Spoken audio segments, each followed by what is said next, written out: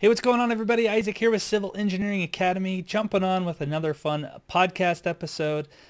This one, I think you're really going to enjoy, really going to like. I interview Martha Castellon, and she is coming from, she's living in Oklahoma with her husband, has a new baby, and really details her life coming from Honduras to the United States, getting a master's degree at Oklahoma, being able to find work, and the struggle that she had in order to not only learn a language, but also learn the civil engineering language and the technical language and the jargon that we use. And she was able to overcome those hurdles and eventually pass the FE exam by taking our course, the Ultimate Civil FE Review course. But the real interesting stuff that she shares is just her struggle and perseverance in coming from Honduras, coming to the United States. It's a fascinating story and one that I think you're really going to enjoy. She also details a book that she read that really helped her in making connections and really getting herself out there to find the job that she has. So anyway, this is what we're going to be talking about. I think you're really going to enjoy it. We detail a lot also our course that we created, the Ultimate Civil FE Review course, and that's just part of the program that we talk about that she joined. That's how we connected. And anyway, just fun and exciting stuff. You can tell I'm all ready to go on this one. So anyway, I hope you guys are doing well. You're going to enjoy this interview. It's going to be coming right up. All right. Welcome, everybody. Welcome, Martha. How's it going? Good. How are you? Hey, I'm doing pretty well. I've heard it's freezing. You're in Oklahoma. Yes. I have my space heater right now.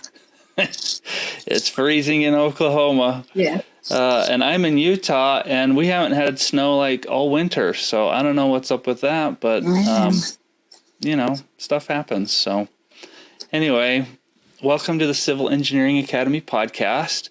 Thank you. I would love to know a little bit more about your background from you. How did you get into engineering? What's your background?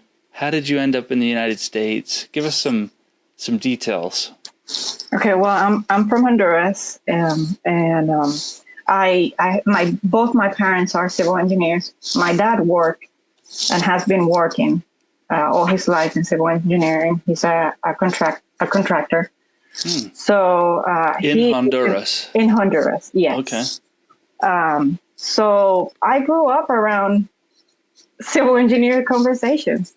And once I was in high school, I was very good at math and physics. I like solving problems. So I thought that's what I wanted to be. But then I also like biology, chemistry. I thought, well, maybe I can be a doctor too. So multi-talented. I graduated high school thinking I was going to become a doctor. But then my parents started working my brain. And, well, I think you'll do better doing civil engineering. It's a shorter career. And so they convinced me. And I'm glad they did. I'm glad they did because I'm not good with theory. Mm-hmm. So I remember watching my older brother just studying, and he's like, I won't be able to do that. I'm better solving problems. That's what I like to do. So I started engineering, and I graduated back home in 2009. After that, I couldn't find a job. And my parents, they always told us to just continue your education. So, I guess I'll start learning English and see if I can go overseas and get a master's degree. So that's what I did. And in 2011, I came here to the U.S., to Oklahoma. And I received my master's degree in 2013. Mm-hmm. And after that, with just being an international student, we're allowed to work here for a year. Mm-hmm. So I started applying to jobs. It wasn't easy. I didn't have the connections. I didn't do an internship. So I think that hurt me. And so I spent a couple months not finding a job, and we're allowed only to find a job for 3 months. If not, we have to go back home. So I started volunteering. I remember I read a book going from college to careers. So I started doing every single thing that the book was saying. And one of the things is you cannot stay home. You just need to move. You just need to go meet people. If you meet somebody at the supermarket, just let them know what you do, what you are, what you're looking for, and you'll find something. So that's what I did. I started volunteering. I volunteered in a retirement community, and I met people. And some way I found an engineer that found me this job. Wow. So that's amazing.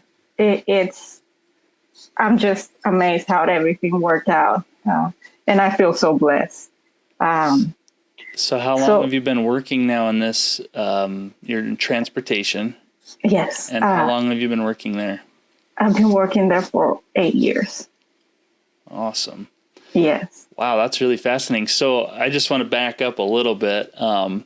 So you're going from Honduras. How did you choose the school you were going to? That was easy. My brother was in Tulsa, Oklahoma. So I was like, well, my brother's a doctor.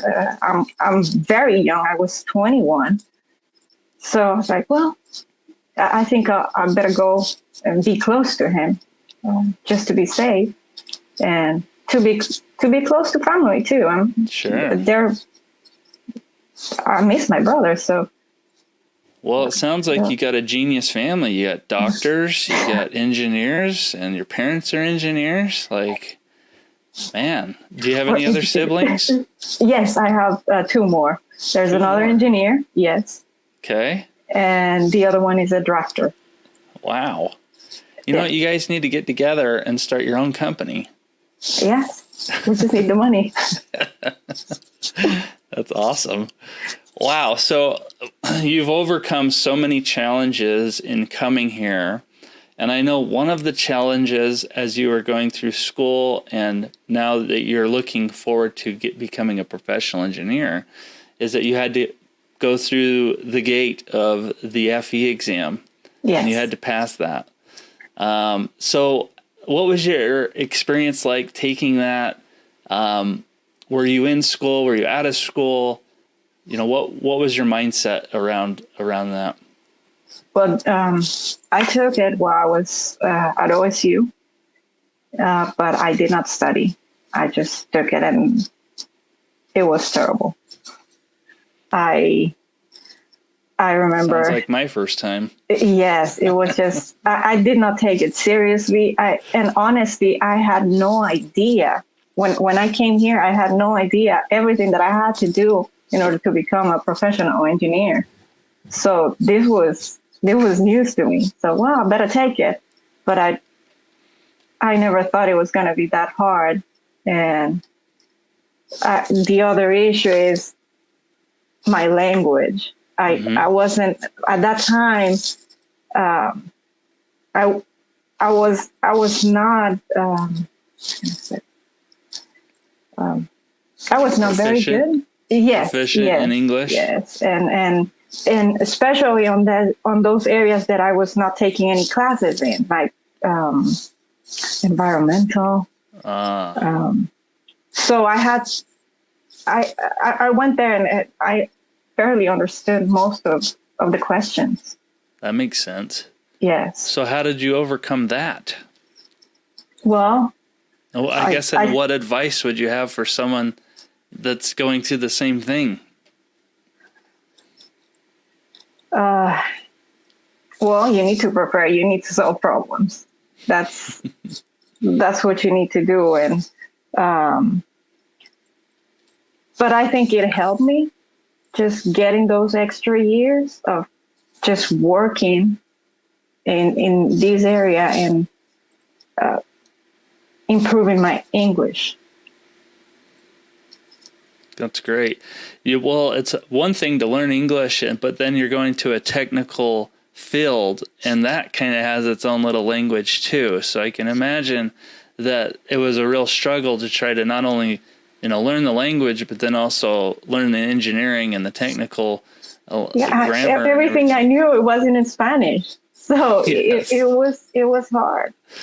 Oh man, so you had really like double duty. Not only were you studying for engineering, you're trying to learn this language as well. So I imagine with that, it probably took a few times to really get used to how they're testing and the questions and practicing. I imagine you took it a few times as well. So what, you kind of have to do to get used to it. Exactly. Yeah. So, wow, that's awesome. So along those lines, you ended up discovering Civil Engineering Academy, and this is how we connected. Is because you're a member of Civil Engineering Academy's course. And how did you discover us? How did that help? What did it do to help you in any way? Well, after I took it the first time, several times I tried to take it again, and I bought a book, I started studying, but then along the way, it's just, I don't want to do this. So this time I decided, the way I study the best is with people. I need a group. That's how I was through college. Mm-hmm. So I said, I need to do something else. Just studying by myself with the book is not going to help. So I Googled FE review course, and I remember reading a few articles, and you were on the top 3. And so I just decided to go with yours. It seemed like the better fit for my case. Even though I read somewhere that probably if you're that many years out of school, you probably need something more in depth. But it wasn't the case. Well, that's great. So I'm happy you found us. That's awesome. I'm happy I found you too. And I just wanted to detail your journey because it sounds like it's really amazing, all these struggles that you've come through and overcome to be able to get your FE. Do you feel like you were supported in the course? I think when people are in the same boat, it does make things definitely easier when you're with other people in the same mindset and going through the same struggles. Do you feel like you got supported? Yes. I didn't ask that many questions through the Facebook group. I'm very impatient. So once I couldn't do anything, I just call my dad or call my brother or call my friend. I just had to know. So I didn't have the need, but I've seen that so many of the other students, they get their response, and I try to help too, if I could. That's great. Yeah, and part of the course is that we give people private access to a community on Facebook, and as part of that, people jump in, ask questions. We have members of our team, Civil Engineering Academy, but also the community itself jumps in, and they all kind of help each other. Yes. And that's always fun to watch, and I really, really like that. We try to get in there too, definitely when we can, for sure. But yes. we called the course the Ultimate Civil FE Review Course, and it's taught by my brother Mark and myself. We jump in there and do this. And what's fun for us is that we feel like we're just kind of two guys in the trenches that have been here before, and we're just trying to share that experience with other people. And so I'm glad you're able to do that. What are some recommendations or thoughts on how to help others now that you've gone through this whole experience? That includes maybe, how to prepare for this. How did you tackle time management? That's usually a big deal for people. What was that like for you as well? I'm not very good at time management. If I find a problem and I'm struggling with it, I just need to find the answer, no matter how long it takes me. So that was my biggest concern. Um, and I think it hurt me a little bit while I took the exam, um, because the very first half, it took me like 3 hours. And when I finished that, I was like, oh man, I barely have enough time for the rest of the test.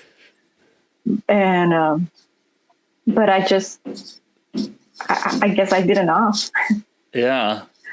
Well, so did you take your time on the problems? Was there problems that you skipped? Was there any strategy that you had, or did you just plow through it and try to get an answer? I think what hurt me the most is I knew I was good at geotech and transportation. So if I had a problem on those topics that it took me more time, I needed to keep doing it because I knew I can get it right.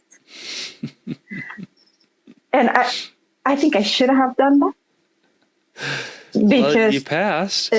Yeah, I passed, but I don't think that's something you need to be doing. Okay. You need to stick to 3 minutes per question. And I just have trouble going back to that. That makes sense. Well, we always kind of teach a strategy when you're going through that exam that if you experience a problem you just aren't going to get, or you're not familiar with, I'd flag it and move on. And that's what I did on environmental things that I knew, no, this is going to take me so much time and I'm not very good at it. Just flag it and then come back to it. That's great. Great. Well, the NCES organization likes to mix things up, and they have, I would say recently, not so recently, but kind of recently, they started throwing in alternative type questions. How did you find those? Were they tricky at all for you? Was there very many that you felt like that they? There wasn't many. There wasn't many. No, nothing to be worried about. And I did not know that until like a few days before the test, and I was freaking out. I was like, this is so bad. I cannot make an educated guess if I don't know this topic. So what's funny to me is that it's the test has always been multiple choice forever. Mm-hmm. And then when it went computer based, then they introduced these alternative type questions because it is on a computer and you can do point and click and drag and drop and fill in the blank and all this stuff. But I always felt like at the end of the day, it's very similar to a multiple choice anyway. Like you have to know it. So yes. You have to know where to click. And that would be the same as if it was a multiple choice problem anyway. I guess the only downside is with multiple choice, you kind of have one of those 4 answers is right in front of you. Yes, exactly. And those aren't there anymore. So that could get you. Yes. Maybe that's the point of that. Yeah, but there wasn't many, so I don't think it's something to worry about. Okay, good. What's your thoughts on the theory problems? You've got conceptual problems where you got to solve them, and I've heard an uptick on the theory type of problems where you just have to know theory pretty well using your engineering judgment. Was that tricky at all? A little bit. I was surprised that there was. I was not expecting that there were going to be that many questions about theory, but it was. But you can find most of the answers in the manual, so it wasn't a big deal. Yes, I remember taking practice tests that they had theory questions, and I just Google keywords. Not Google, but search on the manual, and found the answer. So that's great. You just have to think a little bit. But okay, that's a good tip. So if you've got the FE handbook and there's theory questions, plug in those keywords and see what you can find. Yeah. Good advice. Is there something you wish you would have known when you started this journey preparing for this exam that you would share with others? Well, right now during the pandemic, I wish I would have known that I had to practice with a mask on. I'm not used to using a mask, and that was challenging. I've heard that it's the same with the PE as well. If you're going to take those exams, they're going to require a mask. So if you're going to take practice exams at home, it's probably a very good idea to create a study environment that's similar to the test and wear a mask. Even if you only go through half an exam, try to treat it like the real exam. So yes, yeah. The back of my ears were killing me. Well, doesn't your doctor brother have some pretty sweet masks that he could give you? They're all the same. Oh, okay. Well, maybe we could invent some new masks with some padding back there, because nobody wants to wear a mask. Well, 6 hours, 8 hours. Yeah. So nothing else really. I on my whole journey, I would have liked to know the steps to become a civil engineer. I had no idea. I had no idea, because that's not the way it is back home. You just graduate and you start working, and that's it. That's a good idea. Maybe, I'm taking a note myself here, but maybe there's something or a video that I could make in the future that would help someone like you in your shoes coming to the U.S. to become an engineer. What are the steps? Yeah, that'll be really helpful. I saw your podcast with civil engineers in Canada, so that was pretty interesting. Yeah, so occasionally I like to pull in people from other countries and see what engineering's like over there. How did you become a professional engineer, and what do you have to do over there? Yes. And if someone wanted to go to Canada to become a professional engineer, you might be interested to learn. Yeah, I have several friends that they're wanting to move to Canada. So yeah, or the other one that was on there was from Egypt, so you could always go that route. Yeah. Yeah.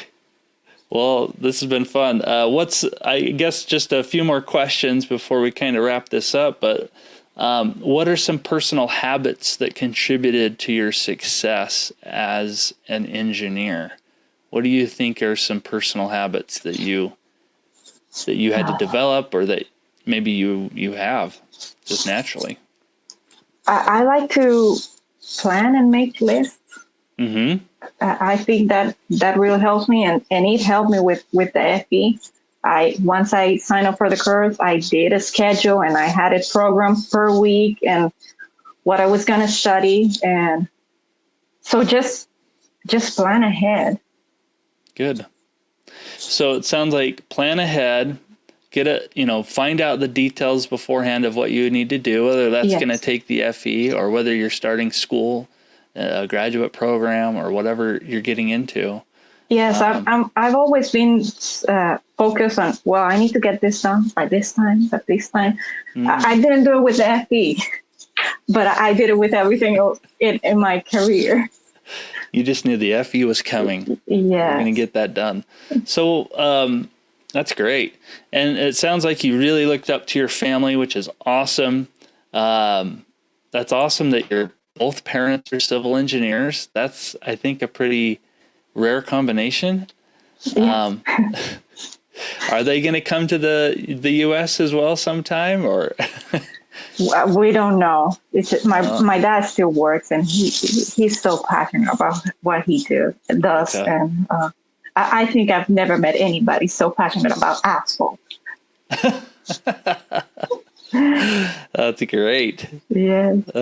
He loves building those roads. Yeah, he does. Well, I'm sure, having someone in your home like that can really help you with, I think, all of your studies. So that really, I feel like, has been a blessing for you and given you a leg up in the civil engineering world. So that's fantastic. Yes. Yeah, it has. Oh man, that's awesome. Most people struggle through their classwork and things like that, and you probably had someone to lean back on. And I remember while I was in school and high school, and I just had questions. And even if they were not familiar with it, they would just take their time and try to solve it and then explain it to me. So that's great. Well, I guess to wrap it up, why, I guess the course helped you, which is nice to hear. Why would you recommend someone to the Ultimate Civil FE Review course? Well, to me, it had the structure that I needed to go with it, to just push through the studying. I like the fact that it had so many problems, because I have several books here, but they just have a couple of problems on each topic. And that, for me, that wasn't enough. Yeah. Well, that's fantastic. Yes, tons of practice problems. So our course will come with lecture modules, practice problems. We give out exams as part of it as well. We're actually in the works of making a computer-based exam as well. So we're trying to set that up as like a real testing environment. Maybe I could use your help for that. Well, I'm always happy to help. But those are the things that comes with support as well. And we're just, we're happy when people see results, and you were able to get those. And so with your background and story, I think everybody will feel inspired to try to do better and try to get this done within their life as well. So what are the next steps for you? Well, I'm planning on taking the PE next October. That's so fantastic. I'm going to start studying this summer. That's awesome. Yes. Well, I'm sure you'll do well. You're already in a good study habit, and you'll just continue that moving forward. Yeah. I have a fun question for you. It sounds like you already recommended a book. What was that book again that you recommended? It was Getting from College to Career by Lindsay Pollack. All right.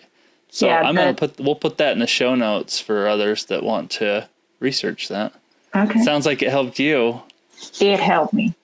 Yes. I everything I have is because I read that book. That's amazing. Okay, well, we'll link to that in case somebody was in the same boat. If you had, I guess, as a civil engineer, this is just a fun question, but if you had all the resources in the world, what's something that you would like to be a part of? I would like to help my country.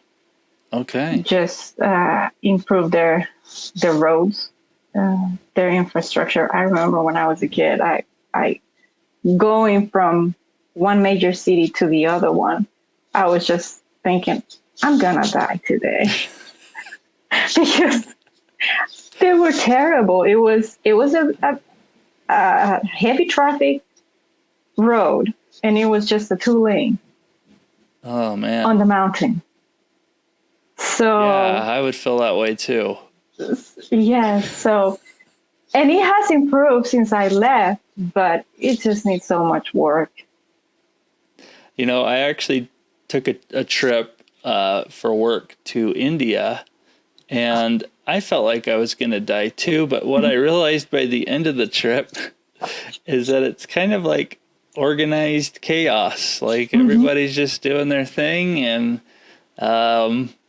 traffic's kind of going everywhere, and stuff's in the road. And yeah, if you learn how to drive in those places, you're not going to have any troubles here. Yeah, there you go. Well, I think that's great. Transportation's a big thing. It's always evolving. It seems like the future of transportation is just awesome, and and you're in it, so that's exciting to be a part of. Yeah. So. Well, thank you for joining me. Is there any last piece of guidance you'd like to share? And also, what's the best way for our audience to get a hold of you if they had questions or wanted to bug you about stuff, about anything? Well, I'll start with the easy one. They can contact me at my personal email address, Martha_Castellon@hotmail.com. Okay. And then the piece of guidance is you just need to try. You need to keep going and never forget your goal. Great. Never forget it. It's a big deal. Yes. And I did forget it along the way. I was just making excuses and and I was wanting to get my immigration status worked out first, and I should have just done it after I failed the first time.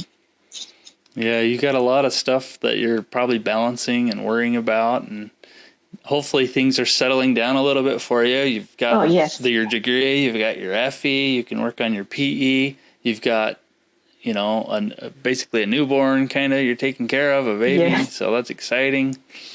I'm just excited for your future. I think you've got a really bright future ahead of you, and just excited for you. So thanks for sharing your wisdom and the background that you shared. I think there's a lot of people are going to love this. Again, Martha's, your email again was Martha, that's Martha, and then it's Castellon @gmail.com. I think you're on LinkedIn too, right? Oh, at Hotmail? Yes, Hotmail. Sorry, at Hotmail, not Gmail. Yes. At Hotmail. Okay, I'll make sure I get that right. Yes. Can people look you up on LinkedIn? Are you on there? Do you have a LinkedIn? I am, but I'm not too active there? Yes, I'm not too active there. Okay.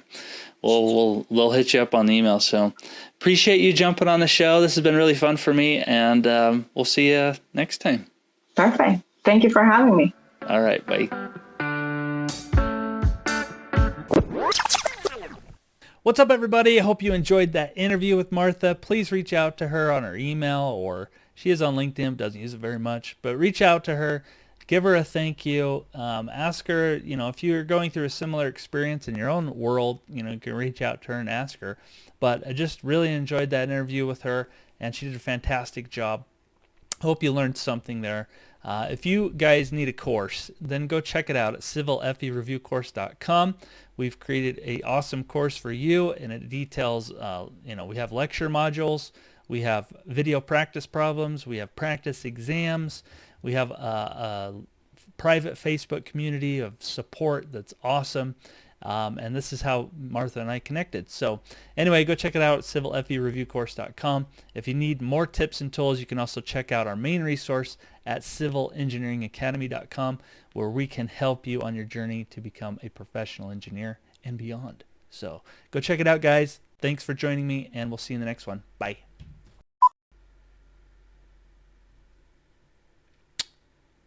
Yeeps. Here we go.